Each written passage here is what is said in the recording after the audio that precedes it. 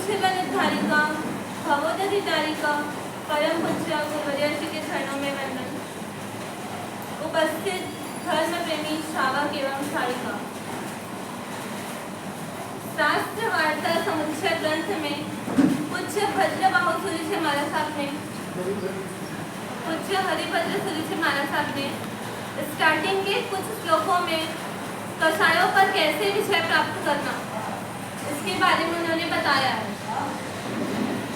ठंडी के दिनों में खाया जाने वाला उड़द पाक अगर कोई इंसान गर्मी के दिनों में खाता है तो पता नहीं उससे कितना फायदा होगा, लेकिन उससे तो नुकसान जरूर होगा।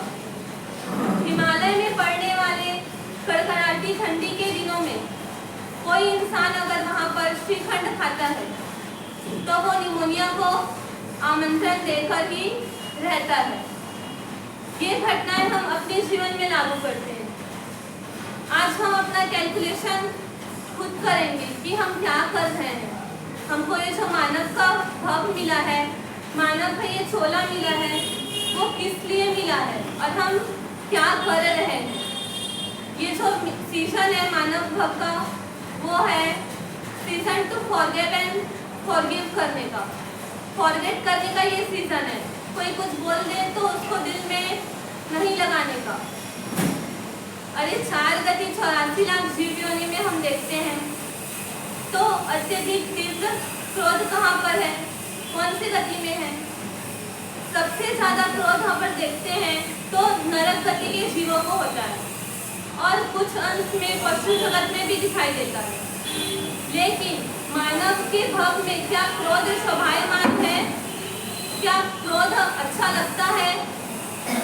अरे किसी को इतना कटाक्ष वचन बोलना कि उसके दिल का छेद हो जाए, ऐसा क्या अपने लिए शोभनीय है? ये मानव जन्म तो अपने स्वभाव को संस्कारित करने के लिए मिला है, लेकिन हम क्या करते जा रहे हैं? ज्ञानी भगवंत कहते हैं कि ये तन सिर्फ मानव का मिला है, लेकिन मन में तो अभी भी बाघ बैठा हुआ है। बाघ कहने से एक बात याद आई। एक सज्जन व्यक्ति थे, वो किसी भी क्रोधी इंसान को देखते तो उनको बाघ भाई के नाम से पुकारते थे। एक बार उनके मित्रों ने पूछा कि आप ऐसा क्यों बोलते हो? तो उन्होंने फरमाया कि मैं ऐसा इसलिए बोलता हूँ कि शायद मेरे इस संबोधन से उनकी आंखें खुल जाए, उनको समझ आ जाए कि ये मैं क्या कर रहा हूँ। हमको लगता है कि हम अन्य भवों में जाकर सुधार लेंगे, लेकिन क्या लगता है कि नरक गति में जाकर, जहाँ पर अत्यंत वेदनाएं ही सहन करनी पड़ती है, जहाँ पर मारो काटो के सिवाय कोई आवाज सुनाई ही नहीं देती है, क्या कुत्ते के भाव में अपना सुधार सकते हैं स्वभाव? नहीं, जहाँ पर तो सिर्फ भौंकने की ही आवाज सुनाई देती है। तो क्या कर्म सत्ता अपने को देवगति का भाव देगा? हाँ, देवगति का जीवन मिल सकता है अपने को। अरे जहाँ पर हम जीवन भर क्रोध की गोद में ही खेले हैं, तो हमारे लिए तो नरक और तिरंज गति के सिवाय कोई जगह दिखाई नहीं देती है। एक मालिक थे, वो अपने किराएदार को इतना परेशान करते, उनको सबके सामने में उनकी इंसल्ट करते, उनको चिल्लाते। एक बार का किराएदार सुबह सुबह मालिक के घर में दूध गर्म करके उसमें मलाई, केसर और बादाम वाली दूध लेकर अपने मालिक के घर पहुंचता है। मालिक तो ये दूध देखकर खुश हो जाते हैं। उनको लगता है कि मैं उनको इतना सताता हूँ, उनको इतना चिल्लाता हूँ, लेकिन आज वो दूध लेकर आए, क्या बात है? वो आश्चर्यचकित हो जाते हैं, लेकिन आश्चर्यचकित होने के बावजूद भी वो दूध पी जाते हैं। लेकिन उनसे रहा नहीं जाता, वो पूछ ही लेते हैं कि ऐसी क्या बात है कि आज आपने मेरे लिए दूध लाया है? तब वो किराएदार बोलता है कि मालिक कोई बात नहीं है, लेकिन आज क्या है? आज ज्ञान पंचमी है, तो मुझे लगा आज आपको दूध पिलाना चाहिए। तो सोचो हमारा जीवन कैसे है, हम क्या करते जा रहे हैं। अरे कहते हैं कि अन्य क्षेत्रों में किया गया पाप तीर्थ क्षेत्र में जाकर भोग सकते हैं, उसको धो सकते हैं, लेकिन तीर्थ क्षेत्र में पाप करेंगे तो उसके धोने के लिए कोई जगह है? तो अन्य भवों में किया गया क्रोध को हम कहाँ धो सकते हैं? मानव भव में। मानव भव में हम अपना स्वभाव सुधार सकते हैं, लेकिन अगर मानव भव में ही हम ऐसी गलतियां करेंगे तो कोई भाव है क्या सुधारने के लिए कि हम अपना स्वभाव सुधार सके? कोई भाव नजर आता है? जब सीजन का टाइम होता है तो व्यापारी ना दिन देखता है ना रात, ना रिश्तेदार देखता है ना परिवार वाले, अपनी नींद भी हराम कर लेता है और सिर्फ उसको क्या नजर आता है? सिर्फ एक पैसा ही दिखाई देता है। तो ये भाव क्या करने के लिए मिला है? क्षमा की कमाई करने के लिए मिला है। तो वो फॉर्मूला हम इधर क्यों नहीं लागू करते? हाँ, अगर कोई चलकर सामने से अपने को कोई दो शब्द बोल रहा है, अपनी गलती नहीं होने पर भी कोई भला बुरा बोल रहा है, तो क्या करना चाहिए? उसको कल्याण मित्र समझना चाहिए कि वो सच्ची में मेरा कल्याण कर रहा है। अगर वो नहीं बोलेगा तो हमारा कर्म क्षय होगा क्या? अगर वो इंसान सामने से चलकर बोलेगा तब हम अपना कर्म क्षय कर पाएंगे। अपने को तो सोचना है कि वो मोक्ष के करीब लेकर जा रहा है, लेकिन अपन क्या करते हैं? क्रोध का गुलाम बनते जा रहे हैं। एक संत थे, वो रोज सुबह उठकर प्रभु की भक्ति करते थे, लेकिन जैसे वो प्रभु भक्ति में लीन होते थे उतने में एक चंडाल आता था और रोज वो संत को परेशान करता था। कभी गालियां देता था, कभी वो संत को मारता भी था और कभी तो उसके आश्रम को भी नुकसान पहुंचाता था। लेकिन वो संत इतने समताधारी थे, इतने साधना में लीन थे कि उनको कोई भी फर्क नहीं पड़ता, वो समभाव से सहन करते थे। लेकिन ये बातें उनके भक्तों को नहीं अच्छी लगती थी। उनके भक्त उस चंडाल को सबक सिखाना चाहते थे, लेकिन वो संत अपने भक्तों को भी बोल देते हैं कि कुछ भी नहीं करना। ऐसे करते करते तो साल बीत गए।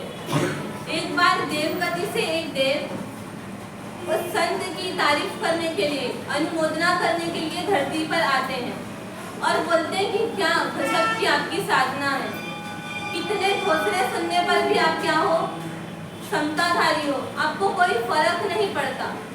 आपको कभी भी कोई सेवा की जरूरत होगी तो आप मुझे याद करना, मैं आपकी सेवा में तैनात हूँ। ऐसा बोलकर वो देव अदृश्य हो जाते हैं। अब वो संत के अंदर थोड़ा सा अभिमान उत्पन्न हो जाता है। दूसरे दिन जैसे ही रोज की तरह वो संत भजन करने के लिए प्रभु भक्ति में लीन होते हैं, तो वापस से वो चंडाल आ जाता है और उनको परेशान करने लगता है। लेकिन आज तो संत, उनके अंदर तो अभिमान आ चुका था, वो तो बदला लेने के लिए तत्पर थे। वो सोचते हैं कि अभी तो देव भी मेरे साथ है, और वो भी गालियां देना शुरू कर देते हैं। चंडाल उनकी गालियों को सुनकर और क्रोधित हो जाता है।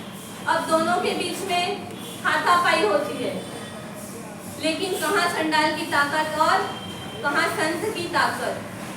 वो संत तो देव को याद करते हैं मन ही मन, लेकिन देव नहीं आते और न ही कोई अदृश्य शक्ति से उनकी सहायता होती है। वो संत अपने मन में पश्चाताप करते हैं और स्वयं ही शांत हो जाते हैं।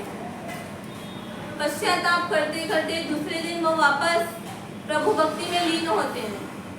उतने में वो देव आते हैं और वापस से बोलते हैं कि आपको कोई कार्य सेवा होगा तो मुझे याद कीजिएगा। वो संत बोलते हैं, कल तो मैंने इतना तुमको याद किया था, पर तुम तो टपके नहीं, तुम तो आए ही नहीं। तब वो देव बोलते हैं, अरे कल तो मैं आपके उपाश्रय में ही था, आपके आश्रम में ही था, लेकिन मुझे तो सिर्फ दो चंडाल लड़ाई करते हुए दिखाई दे रहे थे। मुझे तो वो संत जिनको मैं वचन देकर गया था कि आपको कभी भी कोई सहायता की जरूरत होगी तो आप मुझे याद करना, वो संत तो मुझे दिखाई ही नहीं दिया, मुझे तो सिर्फ 2 चंडाल दिखाई नजर आ रहे थे। तो सोचो, वो संत को तो ये बातें सुनकर एहसास हो गया, वो अपने जीवन को सुधारने के लिए तत्पर हो गए, लेकिन हम अपना जीवन कब सुधारेंगे? अरे इस भव में ही तो सहन करने का मौका मिलता है। अगर इस भव में भी हम अगर किसी का एक शब्द भी नहीं सुन पाएंगे, अब शब्द सुनने की भी सहन शक्ति नहीं रहेगी, तो क्या होगा? हमारा जीवन अंधकारमय है। कल हम छिपकली के मुंह में चिपड़ा बनकर जीते जी अपने जीवन को स्वाहा कर देंगे। बिल्ली हमको क्या कर लेगी? नोच लेगी। हिरन बनकर हम शेर की उदर का मेहमान बन जाएंगे। ये बातें समझ में आती है? समझ में तो आती है, लेकिन आचरण नहीं कर पाते हैं। तो क्या जितना सा हम मन में सोच सकते हैं कि हम अपना जीवन थोड़ा बदलने की कोशिश करेंगे। आज के लिए आप क्या कोशिश कर सकते हो कि आप अपना गुस्सा घर पे जाकर नहीं उतारोगे? क्या करते हम? ऑफिस का गुस्सा घर जाकर घरवाली के सामने उतारते हैं, और घर वाले लोग क्या करते हैं? बच्चे पर उतारते हैं, और बच्चे खिलौने पर उतारते हैं। तो यही जीवन का क्रम चलते आ रहा है। लेकिन अपने को तो ये मानव भव मुक्ति महल को प्राप्त करने के लिए मिला है, तो क्या हम कोशिश कर सकते हैं? अरे ये जीवन तो क्षमा की कमाई करने के लिए मिला है। तो ऐसे क्षमा को कमाई करने के लिए आप सब, हम सब तत्पर बने। इन्हीं शुभकामनाओं।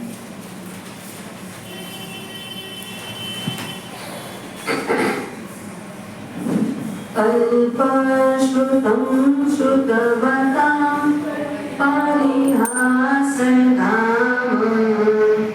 त्वद्भक्तिरेव मुखरी कुरुते बलान् यतो किल किल मदं मधुरं विरति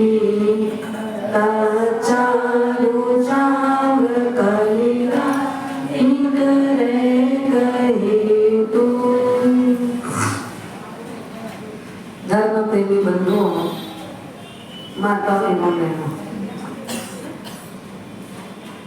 शांत सुधारस ग्रंथ में उपाध्याय विनय विजय जी महाराज साहब विनय करने की बात और शांत होने की बात, ऐसे शांत शब्द सुनते तो मुझे और कुछ याद आ गया। नहीं, फलाना व्यक्ति शांत हो गया, बोलते हैं ना, फलाना व्यक्ति शांत हो गया। कब शांत हो गया?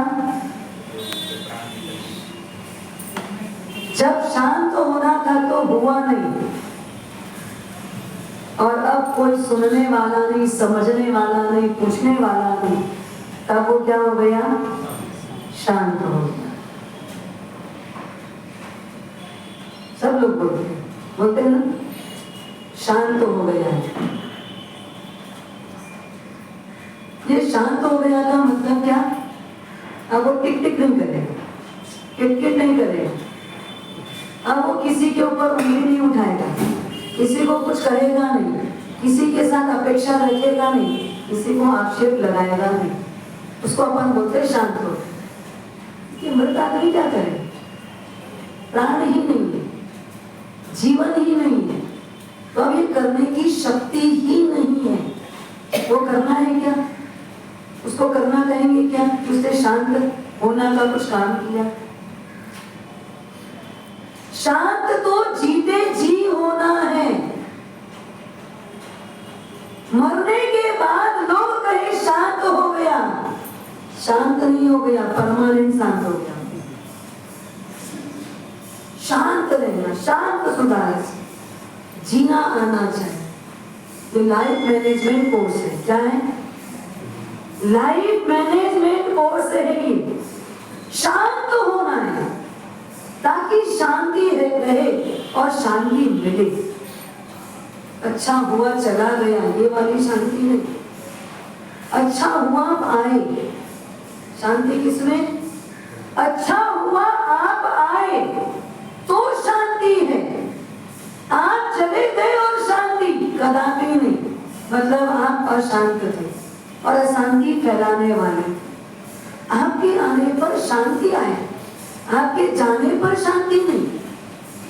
तो शांत सुधारस ग्रंथ लकड़ी की शांति में, मरने के बाद की शांति में, जीते जी शांत कैसे रहना। अभी आपने छोटे मजे उदाहरण दिया, नाग पंचमी को दूध पिलाओ, किसको? हाँ? जो बहुत अशांत होता है उसको लोग नाग पंचमी को दूध पिलाते। नाग कैसा होता है? अशांत होता है, कभी भी उपद्रव करता है, कभी भी परेशान करता है, कभी भी विष उंडेल देता है। तो वैसे लोगों को दूध पिलाते हैं लोग नाग पंचमी के दिन। अशांत को उस दिन दूध पिलाना मतलब क्या है?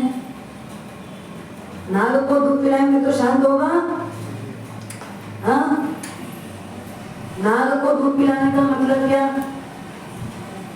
नाग को दूध पिलाने का मतलब क्या?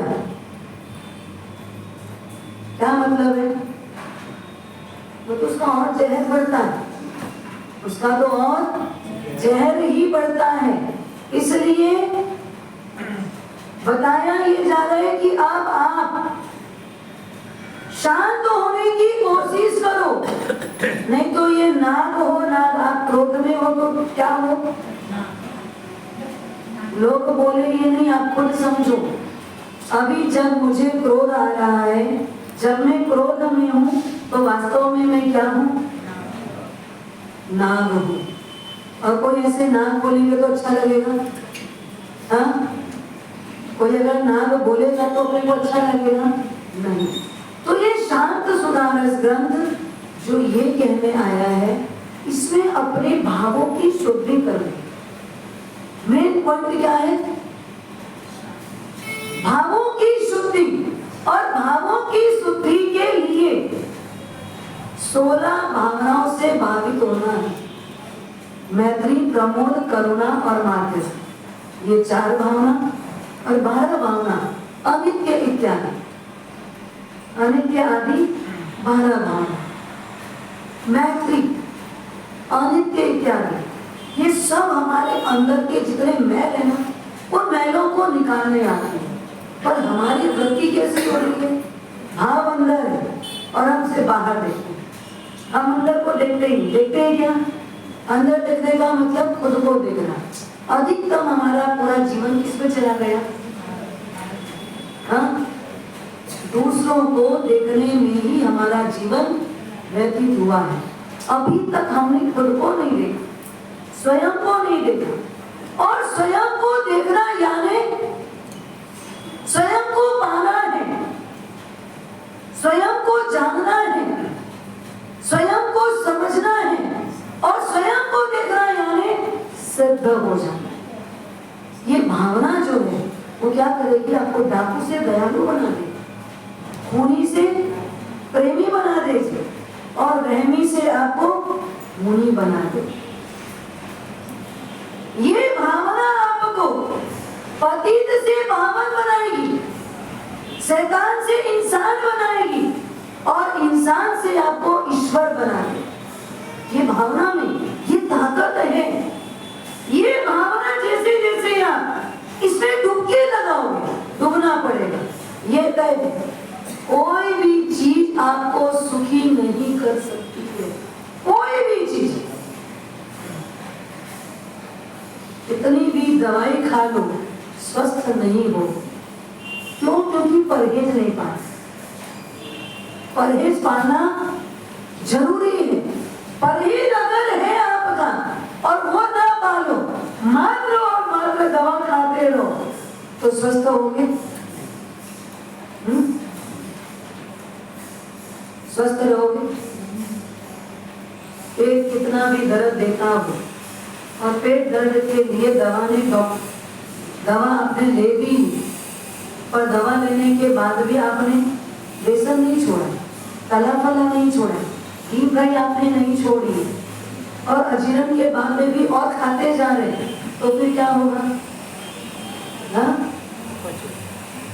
वापस बढ़ेगा या घटेगा?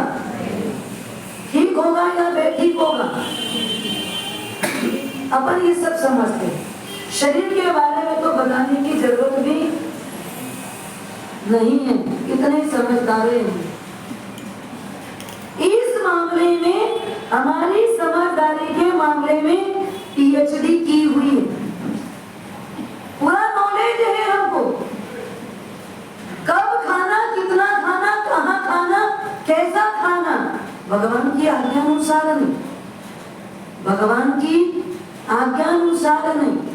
पर अगर हम खुद को पढ़ेंगे, ये भावना सुनने से काम नहीं होगा, सुनने के बाद इसको आचरण में लाना पड़ेगा, इसको जीना पड़ेगा। कोई भी चीज प्रैक्टिकली करनी पड़ती है। एक आदमी नदी के किनारे खड़ा होगा, रोज आता है, आधा घंटा, 1 घंटा, 2 घंटा खड़ा रहता है, खड़े खड़े खड़े खड़े देखता है, देखता है, देखता है, देखता है, वापस चला जाता है। 8 दिन, 10 दिन, 15 दिन हो गया। एक व्यक्ति ने उसको देखा और पूछा, भैया बात क्या है? तुम रोज नदी के किनारे आते हो, यहाँ खड़े होते हो, घूमते नजर नहीं आते, कुछ अच्छी अनुभूति करते नजर नहीं आते, पर रोज आप खड़े होते हो, कुछ टेंशन में दिखते हो, तनाव में लगते हो, बात क्या है? वापस चले जाते हो। कोई सॉल्यूशन चाहिए, कोई समाधान चाहिए, क्या चाहिए आपको? कहते हैं मैं ना रोज किताबें पढ़ता हूँ, नदी में तैरना आना चाहिए, नदी में तैरना आना चाहिए, इसलिए मैं नदी के किनारे तक आता हूँ, किनारे तक आता हूँ।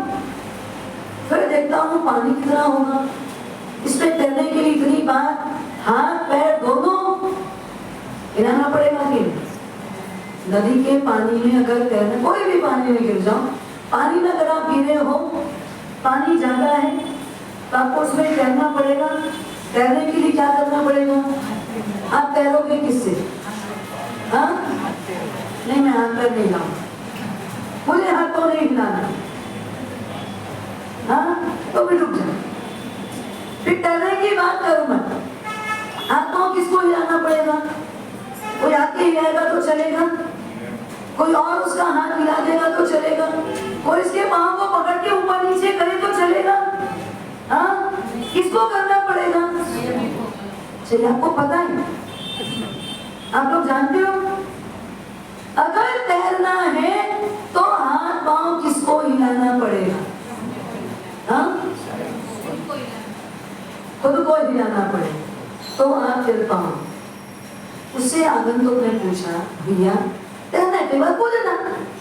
अरे कूदूंगा पर मुझे डर लगता है, कहीं डूब गया तो? अरे डूबेगा क्यों, हाथ पांव हिलाना। पर मैं अंदर जाऊंगा और नहीं कर पाया तो? भैया जाना तो पड़ेगा, एक बार पानी में छलांग लगानी पड़ेगी और छलांग लगा करके हाथ और पांव बराबर हिलाते रहना, और तू डूबोगे नहीं, गिर जाओगे। नहीं, पर मुझे डर लगता है, मैं यहीं से सोचता हूँ मैं गिर जाऊँ, गिर जाऊँ, गिर जाऊँ। अरे पाएगा? हाँ? जाना उसको उस पार, नदी के उस पार जाना है, रास्ता भी दूसरा कोई नहीं है, और उस पार उसके पास अथाह संपत्ति है, अपार धन है उधर, बहुत सुख है उसके लिए उधर, पर नहीं कूदेगा, नहीं तैरने की कला सीखेगा, छलांग लगाए बिना क्या वो उस पार जा पाएगा? हम किधर हैं अभी? हम भी नदी की इधर है ना। बहुत बड़ा समुद्र है ये संसार, संसार सागर है। संसार क्या है? सागर है। और इस सागर में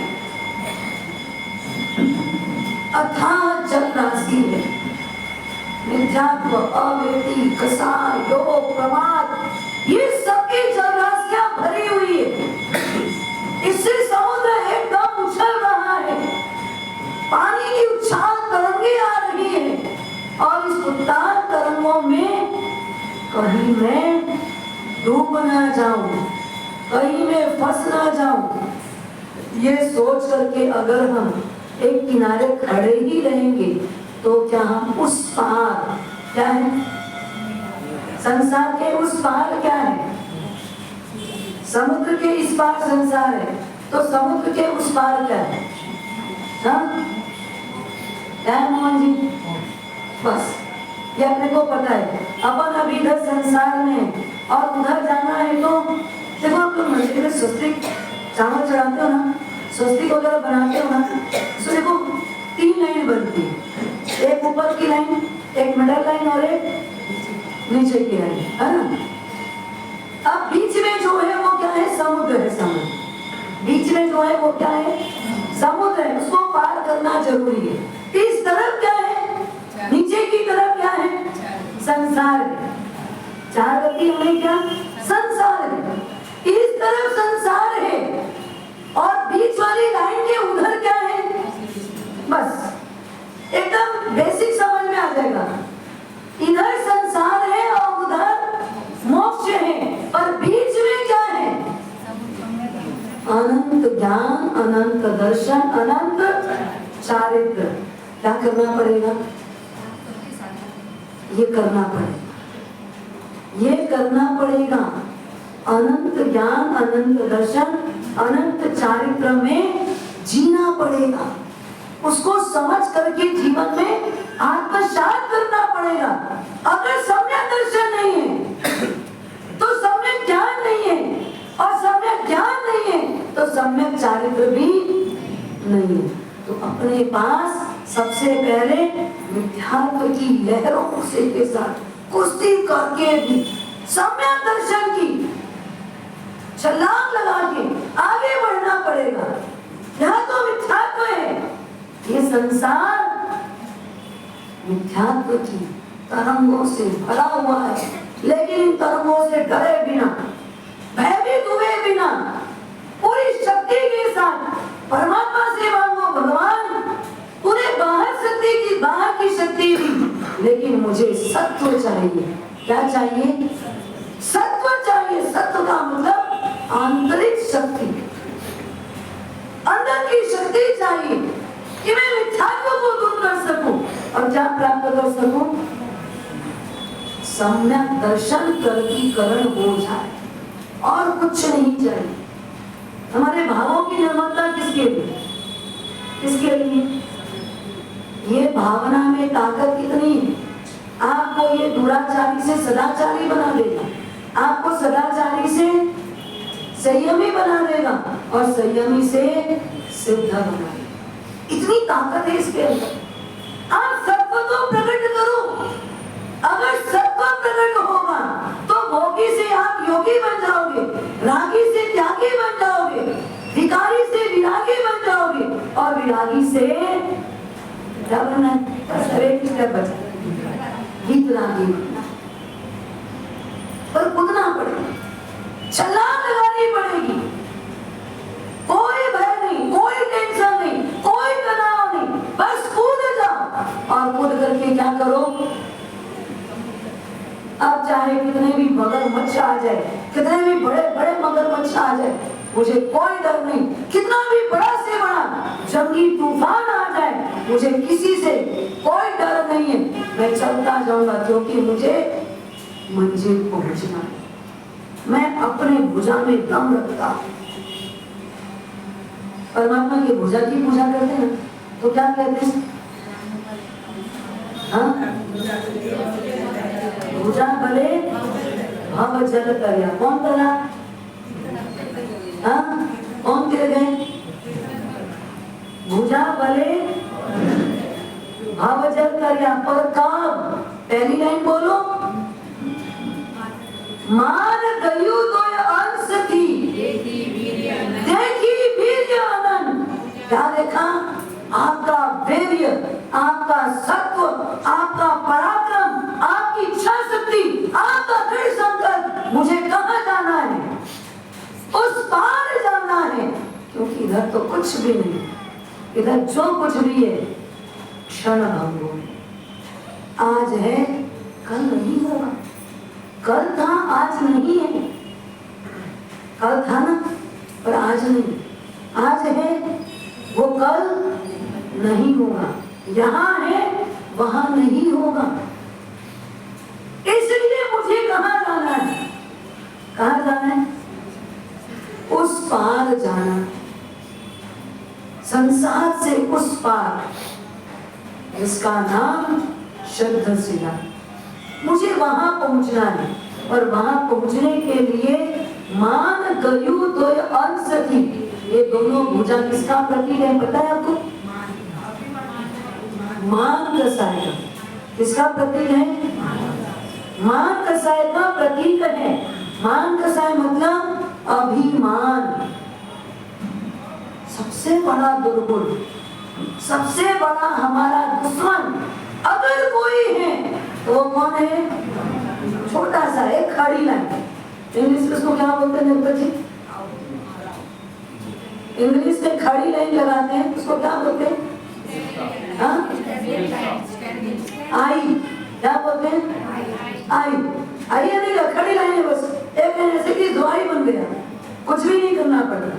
और वो आई में कितनी ताकत है पता है? वो यहाँ से बाहर निकलने नहीं दे, वो संसार में घुमाता रहेगा, संसार से बाहर जाने ही नहीं देगा। इतनी ताकत उस आई में है और हमको आई को समझना है। आई में अटकना नहीं है, आई को समझना है। आई मतलब मैं, और मैं यानी कौन? हमने तो मान कसाय का पोषण किया, हमने बाहर से आई को देखा, अंदर की आई को नहीं देखा। हमने क्या किया? बाहर से अपनी आई को देखा। मैं कौन? चेयर में। मैं कौन? सेल्स में।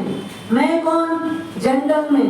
मैं कौन? बस हमारा ये सब प्रकार का मैं समझ। हम अपने आप को अभी तक मान कसाय से पुष्ट करते रहे। मैं बहुत बड़े बंगले में रहने वाला, मैं बहुत बड़ी हवेली का मालिक, मैं शक्ति संपन्न, मैं धनाढ्य, मैं अमीर। ऐसे कर करके हमने अपने अहम को जागृत किया और मान गए। परमात्मा ने उसको क्या किया? खत्म कर दिया। परमात्मा ने उसी मान कसाय को निकाला। क्या निकाला है अपने को? अगर ये कंधा भारी होगा, मान कसाय इसमें अगर चढ़ा होगा तो हमारा कंधा भारी हो जाएगा, और भारी होगा तो ये जाम हो जाएगा, और जाम होगा तो रुक जाओगे, हिलेगा नहीं, और हिलेगा नहीं तो बस यहीं थे और यहीं रहेंगे, यहीं थे और यहीं रहेंगे। मान गयु तो अंश की परमात्मा की पूजा करते करते करते हम चाहते क्या है? परमात्मा और कुछ भी नहीं। ये जो मेरा अभिमान है, मेरा मान कसाय है, मेरा अहंकार है, मेरे अंदर में जो मैं पना है, बस उसको खत्म कर दो, उसको निकाल दो। क्योंकि आपने उसको खत्म किया, आपने उसको निकाला, कितना भी मैं कर लो। नेपोलियन के बारे में आप लोगों ने सुना ना? एक उद्भट योद्धा था नेपोलियन। उसके लिए दुनिया के अंदर, उसके डिक्शनरी में कोई भी चीज इम्पॉसिबल नहीं लिखी। क्या नेपोलियन की डायरी में, जीवन में कहीं पर भी इम्पॉसिबल वर्ड ही नहीं था। कितना भी कैसा भी जंगी युद्ध हो, वो रास्ता निकाल ही देता। ऐसा जबरदस्त योद्धा। आखिर उसकी भी चली। वो अपने आप को इस संसार में रख पाया, उसको भी छोड़ना पड़ा, उसको भी यहाँ से हाथ धोना पड़ा। इतना बड़ा उद्भट योद्धा बड़े बड़े पहाड़ को क्रॉस कर जाए, लेकिन इस जगह आकर के कोई भी व्यक्ति जीत नहीं पाता, हार जाता। कितना भी आपके पास हो, कितनी भी शक्ति हो, लेकिन उस शक्ति से आपने नापा किसको? किसको नापा? दूरबीन का काम क्या है? दूरबीन क्या देखता है? दूरबीन क्या दिखाता है? दूर का। हमने दूरबीन में बहुत देखा, लेकिन दर्पण में खुद को देखा कि नहीं देखा? हाँ, दूरबीन से हमने दूसरी सब चीजें देखी, लेकिन दर्पण में खुद को देखना भूल गए। दर्पण क्या बोलता है? खुद को देख। दर्पण क्या कहता है? हम दर्पण में क्या देखते हैं? हम दर्पण में क्या देखते हैं? हाँ, देखते हो अपने आप को? दिखता है हमारा उसमें? हाँ, वो आप हो, जो दर्पण में दिख रहा है वो आप हो। हाँ, दर्पण एक ऐसी चीज है जो दिखता है वो होता नहीं। संसार भी ऐसी चीज है। हाँ, दर्पण में जो दिखता है वो होता नहीं। संसार में भी कैसा है? संसार भी कैसा है? जो दिखता है वो इसमें है नहीं। हम खोज रहे यहाँ पर सुख शांति, लेकिन है क्या? अरे सुख शांति है कि नहीं? क्यों? आप तो खोज रहे हो ना। आज नहीं तो कल तो मिलेगा, 1 साल में मिलेगा, 8, 10, 15 साल में मिलेगा, 20, 25 साल में मिलेगा। जिंदगी के आखिरी दिन मिलेगा कि नहीं मिलेगा? हाँ, जिंदगी के आखिरी दिन मिलेगा कि नहीं मिलेगा? सुख मिलेगा ना। अब लकड़ी में जाएंगे तो फिर क्या होगा? शांत होगा। लकड़ी में रहेंगे तो क्या मिलेगा? और किसको मिलेगा? जीव को मिलेगा। तो दर्पण क्या कह रहा है? दर्पण शब्द अपने आप में कहता है। देखो, दर्पण शब्द का मतलब क्या है? दर्प, दर्प यानी क्या? अभिमान। दर्प यानी क्या? अभिमान। दर्पण कहता है जिसको तू इसमें देख रहा है, और दर्प मत कर, अभिमान मत कर। जो ये बाहर से दिख रहा है ना, तू वो नहीं है। आईना, आईना क्या बोलता है? दर्पण का एक पर्यायवाची ना। आईना, आईना में क्या? आईने में, हाँ, वो बोल रहा है जो तू देख रहे है ना वो मैं नहीं हूँ। क्या सविता जी? जिसको तू देख रहा है वो मैं नहीं हूँ। तो आपने आईने में देखा, दर्पण में देखा, पर वो खुद बोल रहा है जिसको तू देख रहा है तू समझ लेना वो मैं नहीं हूँ। ये तू समझ के देख। तो अपने आप को समझा, जो दिख रहा है वो मैं नहीं हूँ। ये मैं ही तो मान कसाय है। और उस मान कसाय को निकालने के लिए हम परमात्मा के भुजाबल की पूजा करते हुए कहते हैं, परमात्मा और कुछ नहीं, मेरे अंदर का मान कसाय है, मेरे भीतर के मान कसाय को खत्म कर देना। और वो मान कसाय को खत्म नहीं करोगे तो ये हमारा जाम हो जाएगा कंधा, और बिना कंधे की ताकत के आप भव सागर को पार नहीं कर पाओगे। तो तैरना सीखना पड़ेगा। तैरना सीखने के लिए ही ये शांत सुधारस ग्रंथ जो ये बताता है कि वास्तव में इस दुनिया के अंदर शांत होने के लिए एक अच्छी भावना आनी पड़ेगी। अपने भावों को शुद्ध करने के लिए संसार का स्वरूप समझना पड़ेगा। ये संसार कैसा है, तब भाव हमारे स्थिर होंगे। अभी तक हम जैसा है उसको वैसा नहीं देखते। हमको दिख रहा है और हमारे देखने की दृष्टि अलग है। हम इसको पुस्तक मानते हैं, ठीक है, ये पुस्तक ही है, नो डाउट। और वास्तव में ये भी क्या है? ये पुस्तक है। अगर मान लो ये पुस्तक किसी ने चोरी कर दी तो मैं क्या कहूंगी? मेरी पुस्तक कोई लेगा, मेरी पुस्तक कोई लेते हैं। तो पहली बात ये मेरी कहाँ? मेरा कौन है? मेरा कौन है? ये पुस्तक मेरी है? ये तो मात्र बाह्य व्यवहार है। और वास्तविक देखा जाए तो ये मेरी है। मैं कौन हूँ? चेतन। मैं आत्मा और ये जड़, ये पुद्गल। आखिर तो ये कागज ही है ना। आखिर क्या है? ये कागज है ना। बोलो ये क्या है? अभी हम इसको ग्रंथ के रूप में सम्मान दें। अभी ये हमारे को मार्ग दिखाता है, क्योंकि इसको पढ़ने से हमको कुछ बोध होता है, और बोध होता है तो हम कुछ अच्छा जी सकते हैं। उस रूप में हम इसको अपना ग्रंथ मान करके हैं, इसको नमस्कार करते हैं, इसको हम वंदन करते हैं। पर अगर हम आंतरिक दृष्टि से देखें, वास्तव में ये क्या है?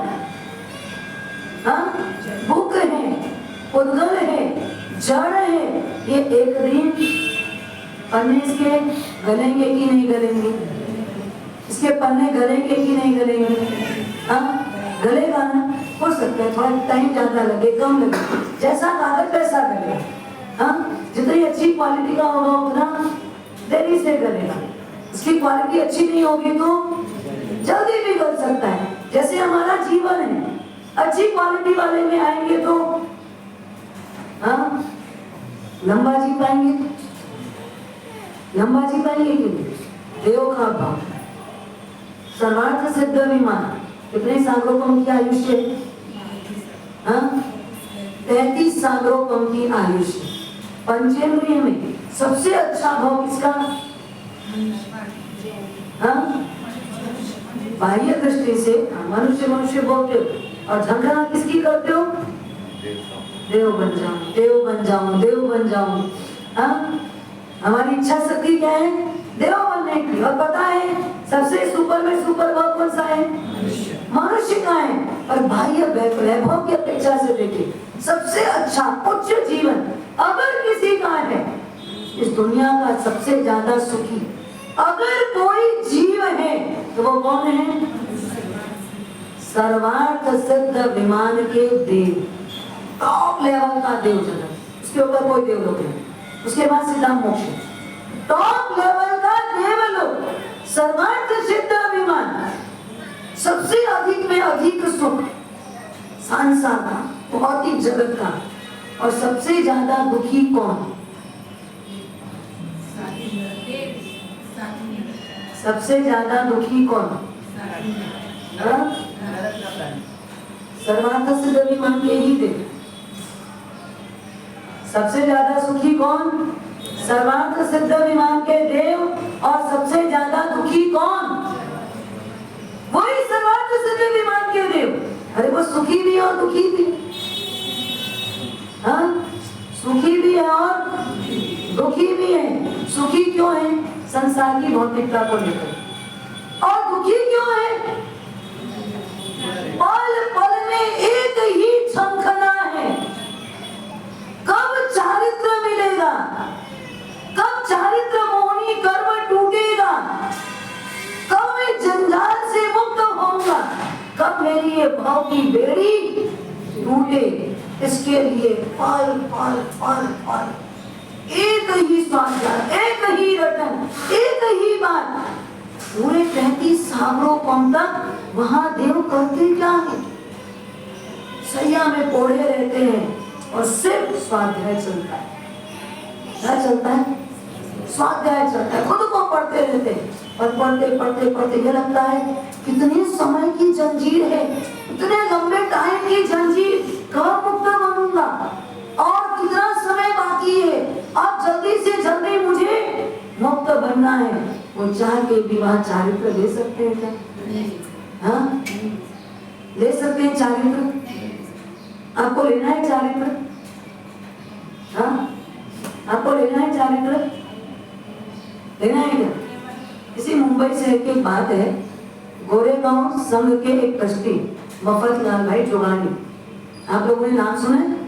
मफतलाल भाई जोगानी इसी गोरेगांव के ट्रस्टी थे। उन्होंने एक दिन अपना बेटा मनीष दिन भर टीवी देखा। एक दिन बेटे को बोला, बेटा सांता कुंज वहां गुरु भगवान है, जा वहां प्रवचन चलता है, पर जा तो सही। वो सुनता नहीं था। उसके पिताजी ने उसको बोला, सही की घंटे मफतलाल भाई जोगानी बोले, एक बार जा तो सही, अगर जाएगा तो 500 रुपए दूंगा, जाएगा तो 500 रुपए दूंगा। मनीष चला गया, 500 रुपए तो मिलेगा, सांता कुंज तो जाना है, चला गया, प्रवचन पूरा हुआ, वापस आया। पिताजी ने बोला, प्रवचन और गया था ना? हाँ गया। क्या सुना? आपने जाने को बोला था, सुनने को नहीं बोला। आपने जाने बोला था, सुनने नहीं बोला था। ठीक है, गया, उसके लिए 500 रुपए। लेकिन कल अगर सुन के आएगा ना तो 1000 रुपए दूंगा। क्या बोला पिताजी ने? सुनेगा तो 1000 रुपए दूंगा। अरे ठीक है। दूसरे दिन फिर चला गया, प्रवचन सुना, वापस आया, पिताजी ने बोला सुना? हाँ, ले 1000 रुपए। पर क्या सुना ये तो बता। आपने सुनने को बोला था, याद रखने नहीं बोला। मैंने सुना है पर याद नहीं रखा है। पिताजी ने बोला अब कल अगर तुम सुन करके याद रखेगा ना तो 2000 रुपए दूंगा।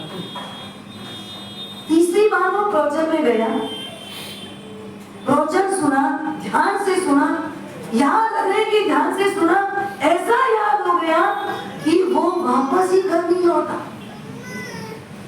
मोहम्मदलाल भाई गए, उपास से खोजते खोजते उसको पहुंचे, बोले बेटा चल घर। बोले नहीं पिताजी अब मुझे यहीं रहना है, मैं इनके साथ ही रहूंगा, मुझे दीक्षा ही लेनी है। अरे बेटा घर चल, संसार सुहावना है, संयम तो बहुत कठिन है बेटा, तू संयम नहीं पाल सकेगा, तेरे से तो टीवी छूटती नहीं है। नहीं पिताजी अब मुझे समझ भी आ गया है, मैंने बहुत ध्यान से सुना है और मुझे याद भी हो गया है। अब मुझे 2000 की नोट नहीं चाहिए, अब मुझे मात्र क्या चाहिए?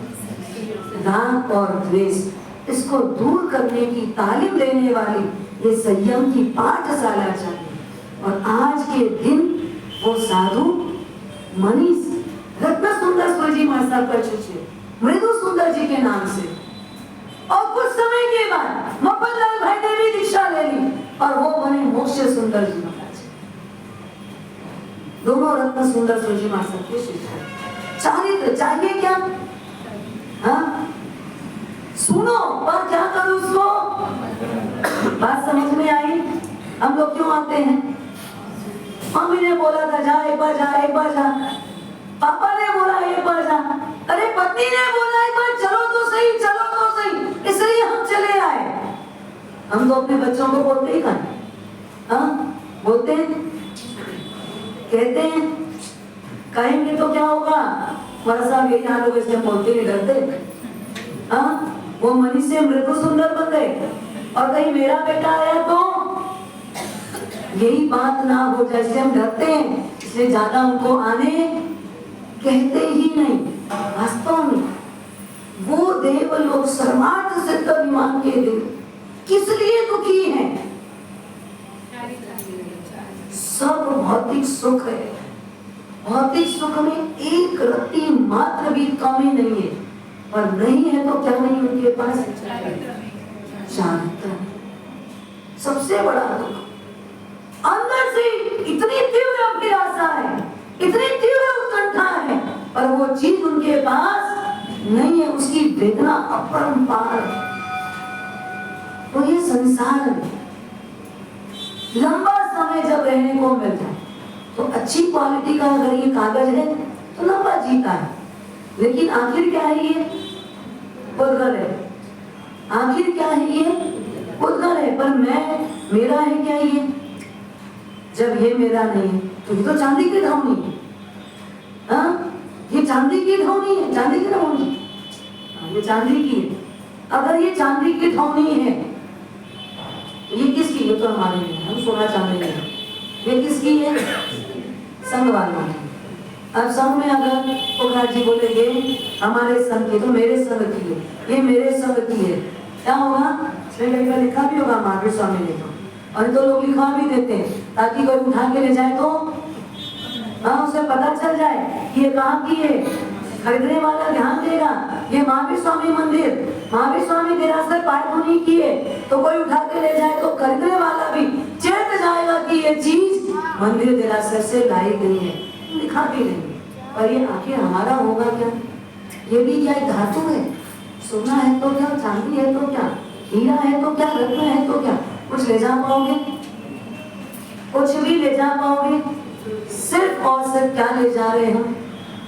हाँ क्या ले जा रहे हैं? मात्र और मात्र इन सबके आकर्षण से हमारा कर्म बंध रहा, और ये भावना, ये शांत सुनारस ग्रंथ जिसमें उपाध्याय विनय विजय जी महाराज कहते हैं, इस संसार में भटकने का सबसे बड़ा कारण क्या है?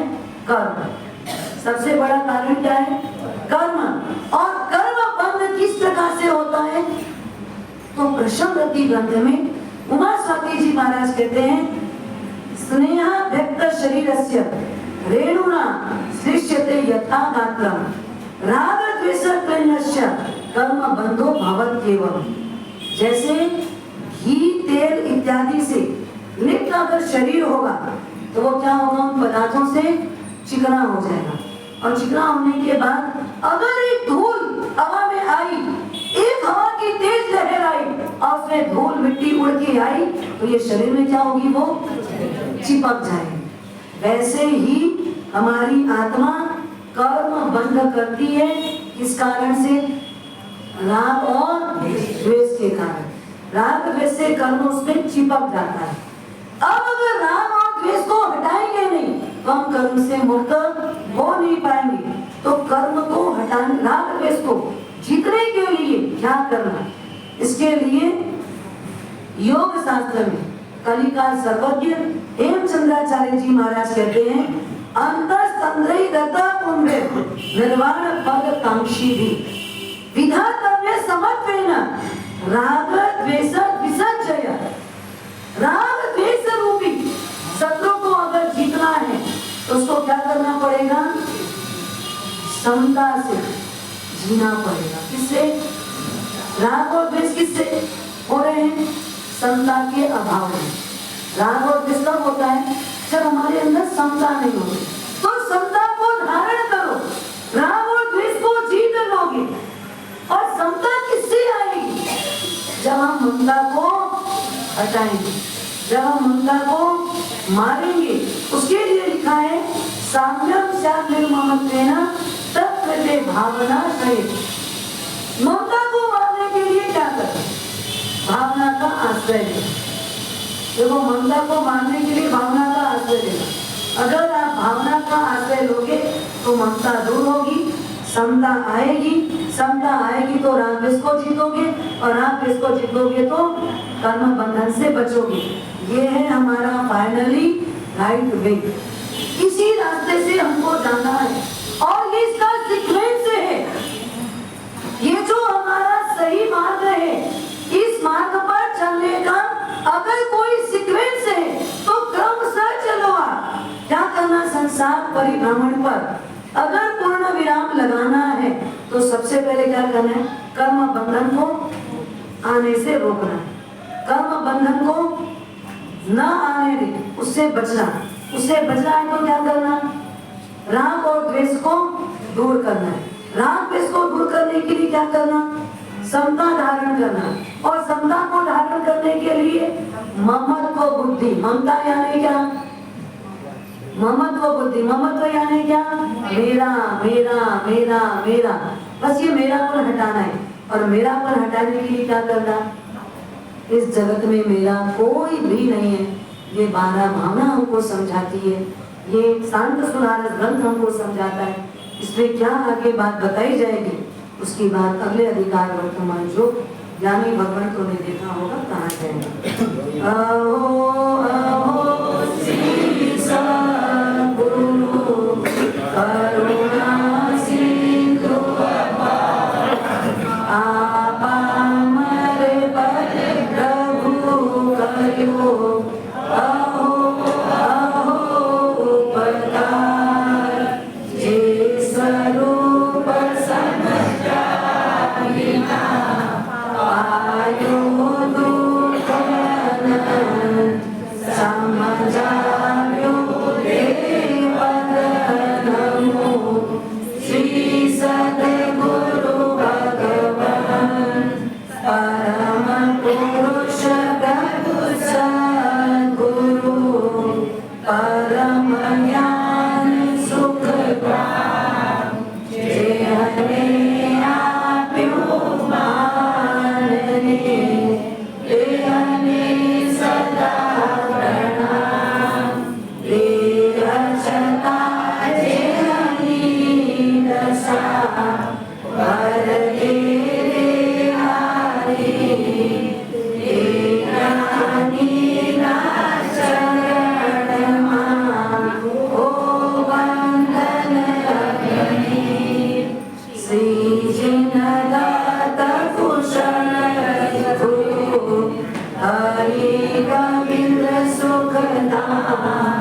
ज्ञान